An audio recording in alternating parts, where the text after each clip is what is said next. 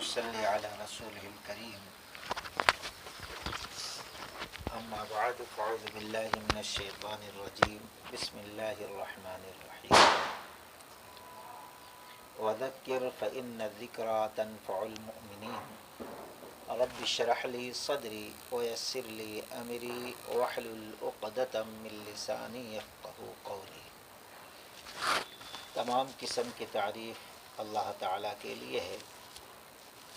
درود و سلام ہو اللہ کے نبی محمد الرسول اللہ صلی اللہ علیہ وسلم پر، جو رحمتیں، مغفرتیں، فضیلتیں رکھی ہیں، وہ ساری فضیلتوں کے مستحق اللہ ہم تمام لوگوں کو بنا دے، اور ہم جس مقصد کے لیے بیٹھے ہیں اللہ اس مقصد میں ہمیں کامیابی عطا فرمائے۔ اس سے پہلے دو درس میں کلمہ کے شرائط ہم نے بیان کیے تھے۔ کلمہ کے کیا شرائط ہیں، کن شرطوں کے ساتھ پڑھا جائے تو ہمیں کلمہ فائدہ دے گا۔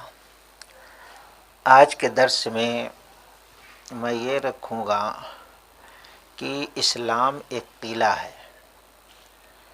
اسلام کے اندر داخل ہونے کے لیے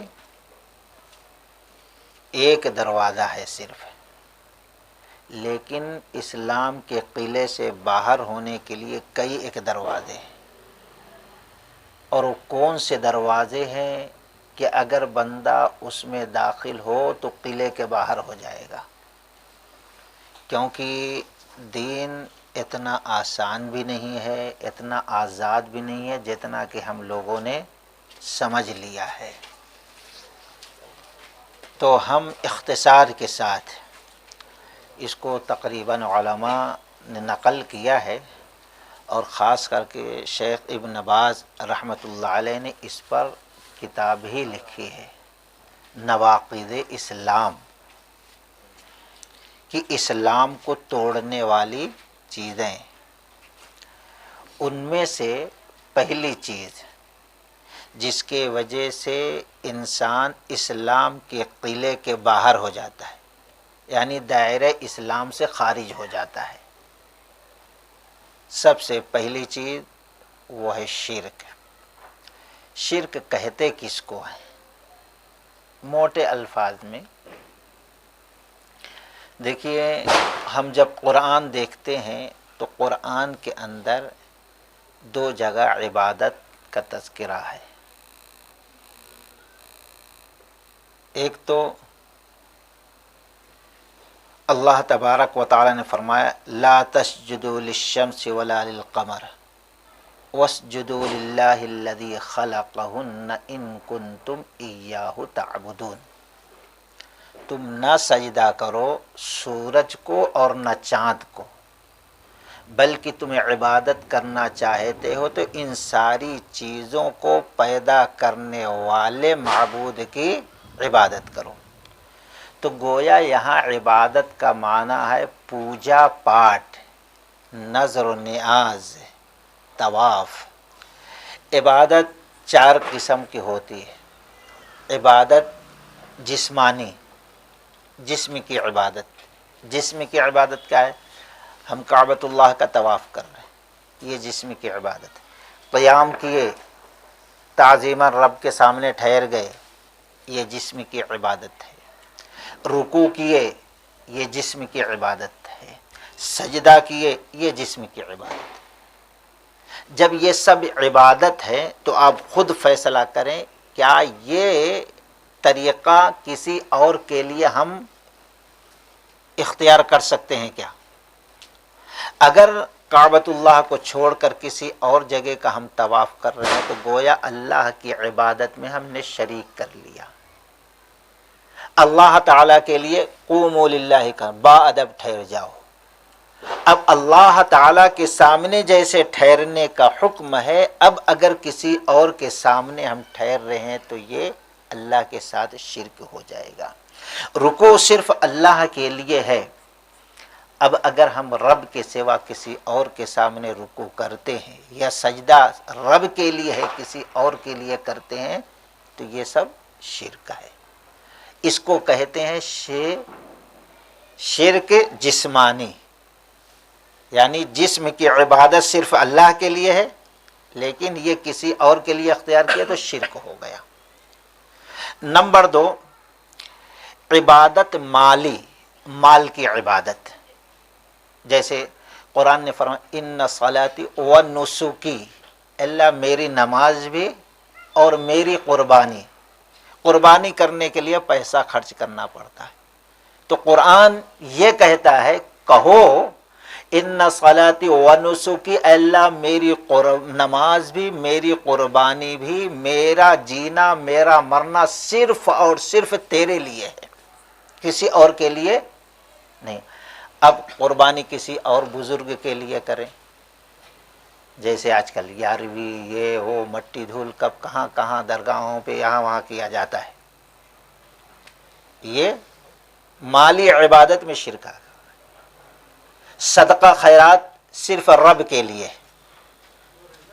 اب ہم کسی اور کی خوشی کے لیے آستانے پہ جا کر کہیں اور جا کر اسی طریقے سے زبانی عبادت ہوتی ہے، زبانی عبادت ذکر و اذکار، استغفر اللہ، سبحان اللہ، یہ عبادت میں، یا قرآن کی تلاوت کرنا ہے، دعائے معصورہ پڑھنا ہے، ذکر و اذکار کرنا ہے، دعا و مناجات کرنا ہے، یہ سب زبانی عبادت ہے۔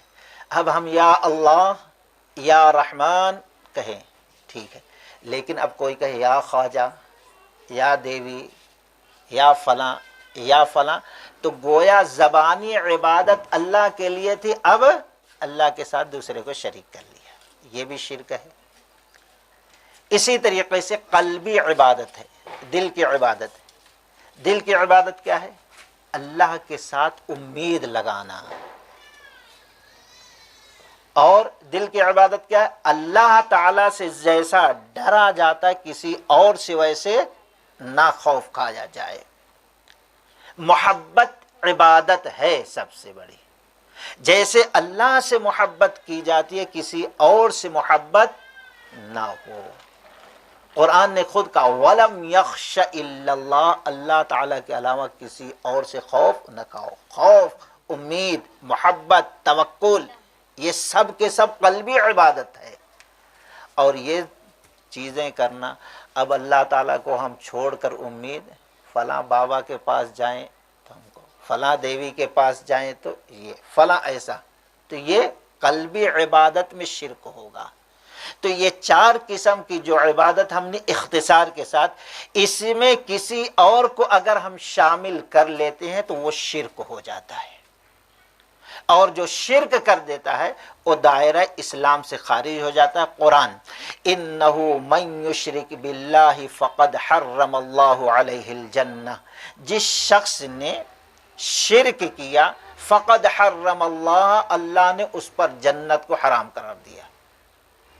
مومنوں پر جنت حرام نہیں ہے، کچھ گناہ ہے اللہ کچھ سزائے دے کر ایک نہ ایک دن جنت میں لائے گا، اس کی سزا دے کر، یا اللہ چاہے تو اپنے رحم کرم سے اسے معاف کر دے۔ لیکن یہاں جو شرک کر رہا فقد حرم اللہ، یقیناً ہمیشہ کے لیے اللہ اس پر جنت کو حرام کر رہا۔ انہ من یشرک باللہ فقد حرم اللہ علی الجنہ ومأواہ النار، اور پھر اس کا ٹھکانہ دوزخ ہے۔ وما للظالمین من انصار، اور ایسے ظالموں کا کوئی مددگار، نہ نبی نہ ولی نہ پیر نہ باپ نہ دادا نہ ماں، کوئی سفارش کر کے اس کی مدد کر کے اس کو دوزخ سے نجات نہیں دلا سکتا، جنت نہیں دلا سکتا۔ جب انبیاء اکرام اگر ان کے رشتوں میں کوئی خاص کتنا ہی بڑا رشتہ کیوں نہ ہو، وہ سفارش کر کے اپنے خاص رشتہ داروں کو نہیں بخشوا سکتے تو ہماری اور آپ کی کیا اوقات ہے؟ تو جس سے ایک انسان اسلام کے قلعے سے باہر ہو جاتا ہے، پہلا گناہ ہے شرک۔ اللہ تعالی ہمیں اور آپ کو ہر قسم کے شرک سے بچائے۔ نمبر 2، مومن جو ہے کسی غیر مسلم سے محبت کرے، مومنوں کی مخبری کرے، مومنوں کی جاسوسی کرے، کسی غیر مسلم کے لیے۔ اور آج کل یہ چیز بہت ہو گئی ہے، ہم کہتے ہیں نا ہمیں اپنوں لے الٹا غیروں میں کہاں اتنا دم تھا۔ آج مسلمان کو مسلمان سے نقصان ہو رہا ہے، اپنے اسلام کی حفاظت، ایمان کی حفاظت کرنے کی ضرورت ہے۔ قرآن سورۃ المائدہ میں اللہ تعالیٰ نے فرمایا یا ایھا الذین آمنوا لا تتخذوا الیہود والنصارى اولیاء بعضهم اولیاء بعض۔ آپ قرآن پڑھو، اللہ کی قسم جیسے روزہ، نماز، حج کی بار بار تاکید ہے، اس سے زیادہ اللہ تعالیٰ نے یہ مسئلہ بیان کیا ہے۔ اسلام کے دشمنوں سے دل سے بغض، نفرت ہو، اور مومنوں سے دلی محبت اور لگاؤ ہو، یہ بہت بڑا مسئلہ ہے۔ آج ہمارے علماء، ہمارے خطیب، ہمارے ممبر کے جو ذمہ دار ہیں وہ بیان نہیں کرتے، ڈرتے رہتے ہیں کیا ہو جائے گا۔ بہت اہم مسئلہ ہے، 50 جگہ 50 آیتوں میں اللہ تعالیٰ نے اس مسئلے کو واضح کیا بڑی سختی کے ساتھ۔ اس میں سے ایک آیت اللہ تعالیٰ نے فرمایا یا ایھا الذین آمنوا لا تتخذوا الیہود والنصارى اولیاء بعضهم اولیاء بعض۔ ہم آپ قربانی کرتے ہیں، جب سے پیدا ہوئے قربانی کرتے ہیں۔ قربانی کا اصل پیغام کیا ہے، کیا مقصد ہے، ہم نے کبھی سمجھا؟ قربانی کیے، گوشت کھا لیے، ابراہیم علیہ السلام کا بیٹے کے قربانی دینے کا واقعہ بیان کر دیے بس۔ اللہ تبارک و تعالیٰ نے 3 جگہ پہ اسوہ کا لفظ استعمال کیا ہے۔ ایک جگہ لقد کان لکم فی رسول اللہ اسوۃ حسنہ، سورہ احزاب میں، کیا تمہارے لیے طریقہ نبی کافی نہیں ہے؟ نبی کا اسوہ تمہارے لیے نمونہ نہیں، اللہ نے بیان۔ لیکن 2 جگہ ابراہیم علیہ السلام کے لیے اللہ تعالیٰ نے اسوہ کا لفظ استعمال کیا اور کہا تحقیق کی تمہارے لیے ضروری ہے کہ ابراہیم علیہ السلام کا اسوہ اپناؤ۔ قد کان لکم اسوۃ حسنۃ فی ابراہیم والذین معہ اذ قالوا لقومہم انا براء منکم ومما تعبدون من دون اللہ کفرنا بکم وبدا بیننا وبینکم العداوۃ والبغضاء الی یوم القیامہ۔ تحقیق کہ تمہارے لیے ابراہیم علیہ السلام اور ان کے قوم کا اسوہ ہے، نمونہ۔ کیا؟ جب کہ ابراہیم علیہ السلام ٹھہر گئے، اپنے کو اکیلے تھے، تنہا تھے، اور کہا دیکھو اذ قالوا لقوم انا براء منکم مما تعبدون من دون اللہ، ہم نفرت کرتے ہیں، بیزار ہیں جس کی تم عبادت کرتے ہو، ان بتوں سے بھی بیزار اور تم سے بیزار۔ کفرنا بکم وبدا بیننا، اے کافروں ہمارے تمہارے اندر عداوت، دشمنی اس وقت تک رہے گی جب تک تم یہ شرک کرتے رہو گے، یہ دشمنی کبھی ختم ہونے والی نہیں ہے۔ یہ اصل ہے قربانی، جس کے پیغام دیتا ہے، جس کو آج ہم بیان نہیں کرتے۔ تو خیر اختصار کے ساتھ اللہ نے فرمایا یا ایھا الذین آمنوا لا تتخذوا الیہود والنصارى اولیاء بعضهم اولیاء بعض، اے ایمان والو یہود النصارہ سے دوستی نہ کرو۔ لا تتخذوا الیہود والنصارى اولیاء بعضهم اولیاء بعض، یہ لوگ آپس میں ایک دوسرے کے ولی، ایک دوسرے کے دوست ہیں، خیر خواہ ہیں۔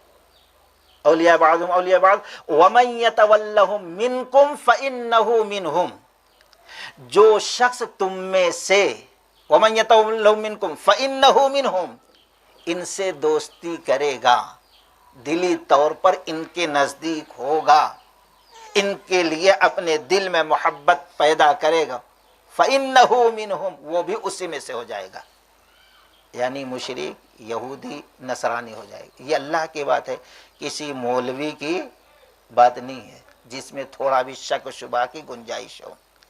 وَمَن يَتَوَلَّهُم مِّنكُمْ فَإِنَّ اللَّهَ لَا يَهْدِي الْقَوْمَ الظَّالِمِينَ۔ سن لو، اللہ تعالیٰ ظالم قوموں کو کبھی ہدایت نہیں دیتا۔ ہم دنیاوی حساب سے مسلمان ضرور رہیں گے، لیکن جہاں اس اسلام کی ایمان کی ضرورت پڑے گی وہاں ایسا فسفسا ایمان اللہ قبول نہیں کرے گا۔ تو یہ دوسری چیز ہے. اللہ نے فرمایا کون ایسا کرے گا؟ فَتَرَى الَّذِينَ فِي قُلُوبِهِم مَّرَضٌ يُسَارِعُونَ فِيهِمْ يَقُولُونَ نَخْشَىٰ أَن تُصِيبَنَا دَائِرَةٌ فَعَسَى اللَّهُ. یہ غیروں سے محبت دلی بھئی کام چلانے کے لیے، کام بنانے کے لیے دنیا کے حساب سے محبت ظاہر کر، لیکن دلی محبت پیدا کر کے تمہیں کفر، مثال کے طور دیپاولی، بھئی ان سے دلی محبت ہوگی مبارکبادی دے، چلے گئے ایمان. دلی محبت ہوگی ان سے تحفہ لوگے، ایمان ختم. اس حد تک محبت دوستی تعلق نہ ہو جو کفر اور شرک تک تم کو پہنچا دے اللہ. اور یہ وہی کرے گا فَتَرَى الَّذِينَ فِي قُلُوبِهِم مَّرَضٌ، جس کے دل میں بیماری ہے. مرض کا لفظ کس کے لیے؟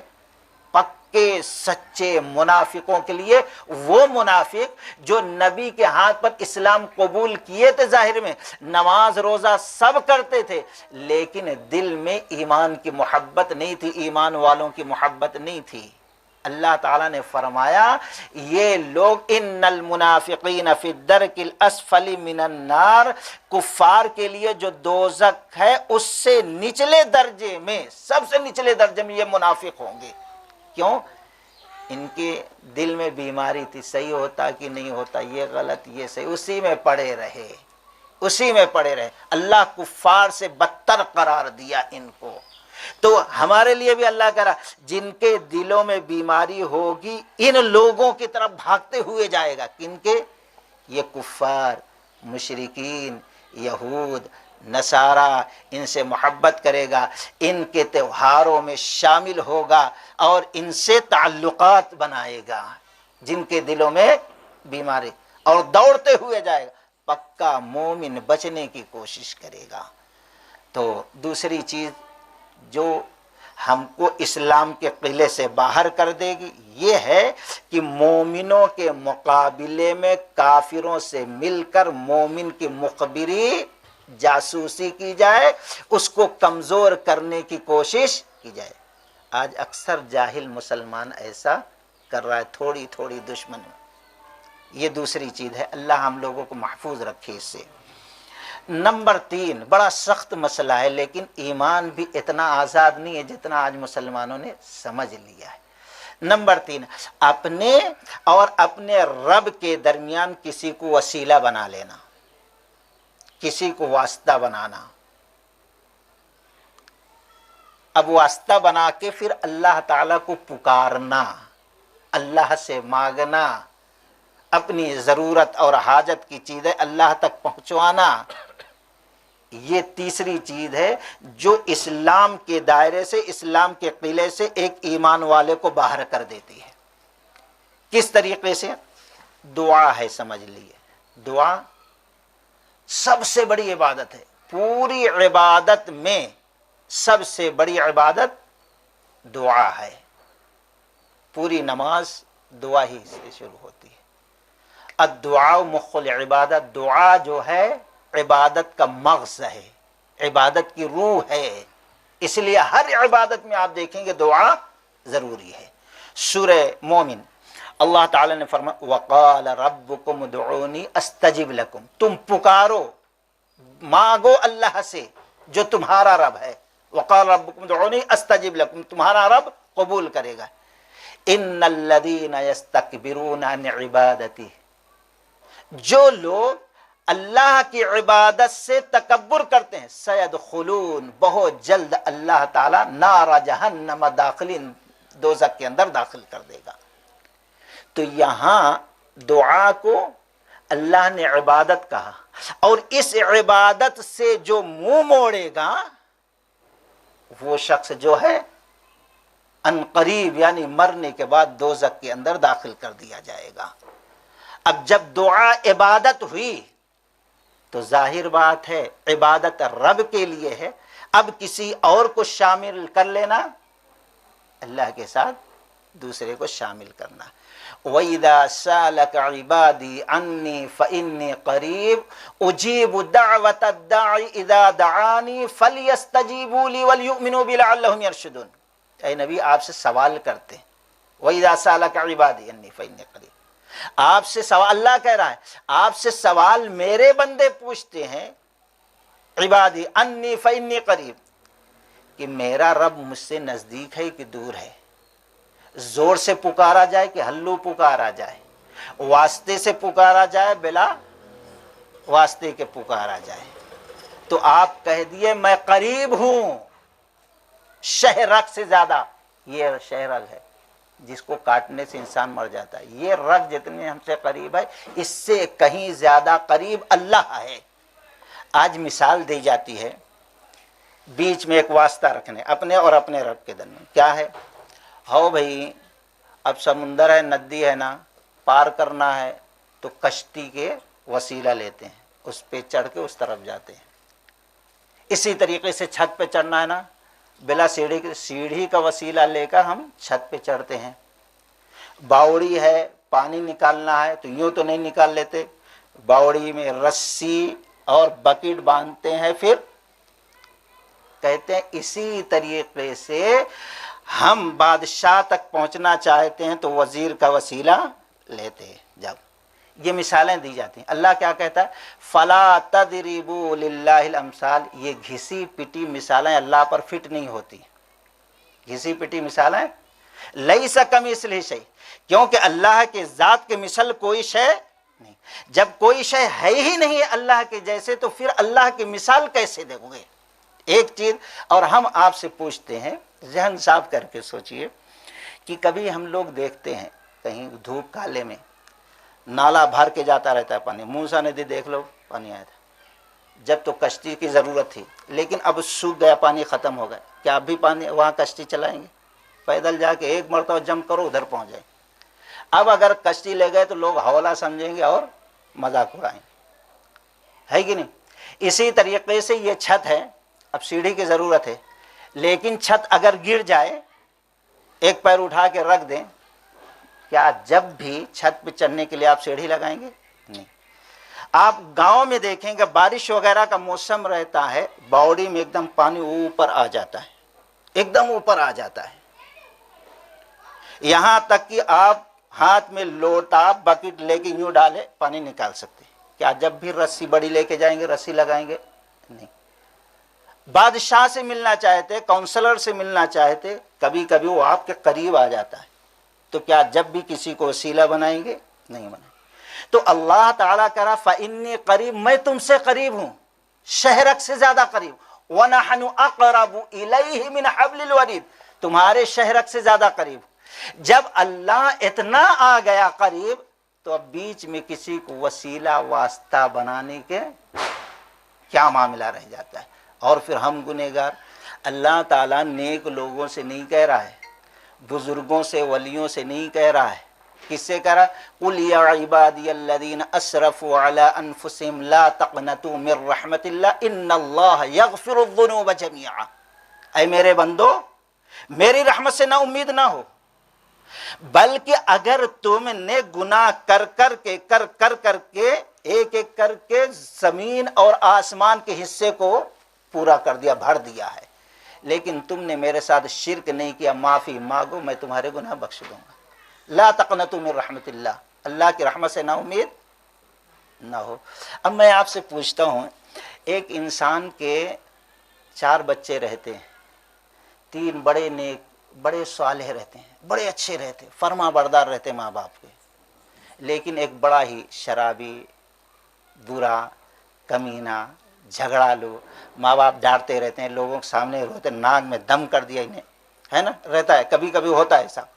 لیکن وہی چوتھا بچہ جو بہت بدمعاش ہے، بہت شرارتی ہے، کسی دن اس کو احساس ہو اور نادم ہو کر، شرمندہ ہو کر اپنے ماں باپ کے سامنے روئے اور وعدہ کرے، اے ابو جان امی جان قسم کھاتا ہوں آج کے بعد کوئی شرارت نہیں، شراب نہیں پیوں گا، چوری نہیں کروں گا، آپ بولے جیسا ہم رہیں گے سنیں گے، تو اب بتائیے ماں باپ معاف کریں گے کہ نہیں؟ اگر عید کا دن آتا ہے تو 4 بچوں کو بابا لے کے جائیں گے، جو اچھے بچے ہیں ان کو ایک ایک جوتے کپڑے دلاتے، لیکن جو گناہ ابھی نافرمان تھا، رلا رہا تھا، شرارت کر رہا تھا، خوش ہو کر کیونکہ معافی مانگ لیا ہے، اچھا بننے کے وعدہ کر لیا، اب اس کو ہر چیز ڈبل ڈبل دلائیں گے۔ جب ایک ماں باپ اپنے اولاد کے لیے رحم کھا کر اس طریقے سے بخش دیتا، دوسرے بچوں کو ایک، اس کو دو تین دیتا خوش ہو کر، وہی رب العالمین ان ماں باپ سے زیادہ محبت کرتا ہے۔ بندہ آنسوں کا ایک قطرہ ندامت اور شرمندگی کے ساتھ رو کر گرا دے، اللہ سارے گناہ نہیں بخش دے گا۔ یہ قرآن بھی کہتا ہے اور حدیث بھی کہتا ہے۔ یہ ساری چیزیں ہیں، پھر اس کے بعد وسیلہ تلاش کیا جائے تو اس سے بڑا بدنصیب کوئی نہیں۔ اللہ کی ذات کو اس نے سمجھا ہی نہیں ہے۔ اللہ تعالیٰ نے فرمایا وَمَن يَدْعُ مَعَ اللَّهِ إِلَٰهًا آخَرَ لَا بُرْهَانَ لَهُ بِهِ فَإِنَّمَا حِسَابُهُ عِندَ رَبِّهِ إِنَّهُ لَا يُفْلِحُ الْكَافِرُونَ۔ سورہ مومنون کی آخری آیتیں ہیں یہ 18واں پارے میں۔ وَمَن يَدْعُ مَعَ اللَّهِ وَمَن يَدْعُ مَعَ اللَّهِ إِلَٰهًا آخَرَ لَا بُرْهَانَ لَهُ، جو شخص اللہ کے ساتھ دوسرے کو بلاتا ہے، دوسروں سے دعا کرتا ہے، یا فلاں فلاں کے واسطے اللہ قبول۔ وَمَن يَدْعُ مَعَ اللَّهِ، جو شخص دعا کرتا ہے اللہ کے ساتھ دوسرے کو بھی سے بھی، لا برہان لہ بھی، اللہ تعالیٰ نے اس کی کوئی دلیل ہی نہیں دی ہے کہ اللہ سے مانگ رہے ہو بیچ میں کسی اور کو لا لو، لا برہان لہ بھی، فَإِنَّمَا حِسَابُهُ عِندَ رَبِّهِ، یاد رکھنا اللہ اس کا حساب لے گا، اللہ کے پاس حساب ہے۔ جب دلیل نہیں، ثبوت نہیں، تو پھر کیوں ایسا کیے؟ لا برہان لہ بھی فإنما حساب عند رب انہ لا یفلح الکافرون، لفظ کیا استعمال کر رہا ہے اللہ، لا یفلح الکافرون، فلاح نہیں پائیں گے، کامیاب نہیں ہوں گے، نجات نہیں پائیں گے کافر لوگ۔ گویا جو اللہ کو اتنا مجبور سمجھا کہ اللہ تک پہنچنے کے لیے کسی اور کو سیڑھی بنانا پڑ رہا ہے، یہ تو کافر کرتا ہے، مومن نہیں۔ اللہ ہر چیز پہ قدرت، اللہ کہتا ہے یہاں ہوں تمہارے، انہ لا یفلح الکافرون۔ اور پھر آگے کیا سکھا رہا؟ وَقُلْ رَبِّ اغْفِرْ، اللہ کے ساتھ بیچ میں کسی اور کو نہ بلاؤ۔ وَقُلْ رَبِّ اغْفِرْ، کہو رب اغفر، ڈائریکٹ اللہ سکھا رہا ہے، کہو وَقُلْ، اور کہو رب اغفر، اے میرے رب میری بخشش فرما دے، رب اغفر، وارحم، اور رحم فرما، وَأَنْتَ خَيْرُ الرَّاحِمِينَ، بے شک تو بہتر رحم کرنے والا ہے۔ اللہ سکھا رہا ہے کیسے دعا مانگی جائے، رب اغفر وارحم وَأَنْتَ خَيْرُ الرَّاحِمِينَ، سب سے بہتر رحم کرنے والا، بخشنے والا، مہربان، مشفق ہے۔ اللہ دعا کرنا سکھا رہا ہے، لیکن اب کوئی شخص دلائل کے باوجود بھی اپنے اور رب کے درمیان بیچ میں کسی کو وسیلہ واسطہ بناتا ہے، تو ظاہر بات ہے قرآن اور حدیث اس بات پر گواہ ہے کہ وہ اسلام کے قلعے سے باہر ہو جا رہا ہے۔ یہ دو چیزیں ہو گئی۔ نمبر تین چیزیں ہوں گے، ایک شرک ہے اور ایک مسلمانوں کی مخبری کرنا کفار مشرکین سے، اور اپنے رب کے درمیان کسی کو واسطہ وسیلہ بنا کے پکارنا، یہ تین چیز۔ چوتھی چیز جو نبی صلی اللہ علیہ وسلم لے کے آئے، شریعت، اللہ نے آپ کو دین دیا، آپ کو اصول دیا، دستور دیا، قانون دیا، اب اس پر کوئی عمل کر رہا لیکن ناپسند کر رہا ہے۔ اللہ کے بنائے ہوئے دین اصول کو کوئی ناپسند کر رہا ہے۔ اب سوچو، رب کے بنائے ہوئے دین کو ہم جیسے لوگ ناپسند کریں تو کیا انجام؟ سورہ محمد، والذین کفروا فتعاصی لہم، والذین کفروا فتعاصی لہم واضل اعمالہم، یہ جو کافر ہوئے اور گمراہ ہوئے، کیوں؟ آگے کیا ہے؟ ذالک بانہم کرہوا، ناپسند کیا، مکروہ سمجھا، کریہ مکروہ ناپسند، ذالک بانہم کرہوا ما انزل اللہ، جو چیزیں اللہ نے نازل کی تھی، اللہ نے کیا اتارا تھا؟ نبی صلی اللہ علیہ وسلم اور قرآن، جو مسائل، جو قانون اللہ نے قرآن کے ذریعے ہم کو دیا، جو دستور جو اصول اللہ نے قرآن کے ذریعے ہم کو دیا، اب ہم اس کو ناپسند کریں، گرچہ کر رہے ہیں۔ گرچہ مثال کے طور پر ہم لوگ داڑھی رکھے ہیں، ارے نبی علیہ الصلوۃ والسلام کی سنت ہے، حدیث ہے، کوئی معمولی سنت نہیں ہے بھائی، لوگوں نے معمولی سمجھ لی، ایسی سنت ہے جس کو سارے نبیوں نے رکھا ہے۔ اگر یہ بدصورتی کی علامت ہوتی تو سارے انبیاء خوبصورت تھے، بتاؤ، سارے انبیاء۔ یوسف علیہ الصلوۃ والسلام کو داڑھی نہیں تھی، ان کے جیسا نہ خوبصورت کوئی پیدا ہوا نہ ہو سکتا ہے، داڑھی تھی۔ نبی علیہ الصلوۃ والسلام چاند سے زیادہ خوبصورت، صحابی دیکھتے ہیں تو فیصلہ کرنا مشکل ہو جاتا، نبی خوبصورت کی چاند، پھر کہتے ہیں سوچ کیا رہا ہے، فیصلہ تو اللہ نے کر دیا، چاند تجھ سے کئی زیادہ گنا خوبصورت میرے نبی محمد الرسول اللہ۔ کیا داڑھی نہیں تھی؟ تھی داڑھی میرے بھائی، داڑھی۔ اب کوئی داڑھی کو ناپسند کرے تو، ایک کوئی نہیں رکھتا کٹ کر دے وہ الگ بات ہے، گناہ ہے، لیکن ناپسند کرے، ارے کئی کو ہے بھائی غلیظ صورت دکھتی، یہ ناپسند کر رہا، اللہ کے رسول کو پسند نہیں کر رہا ہے، وہ ایمان خراب ہو۔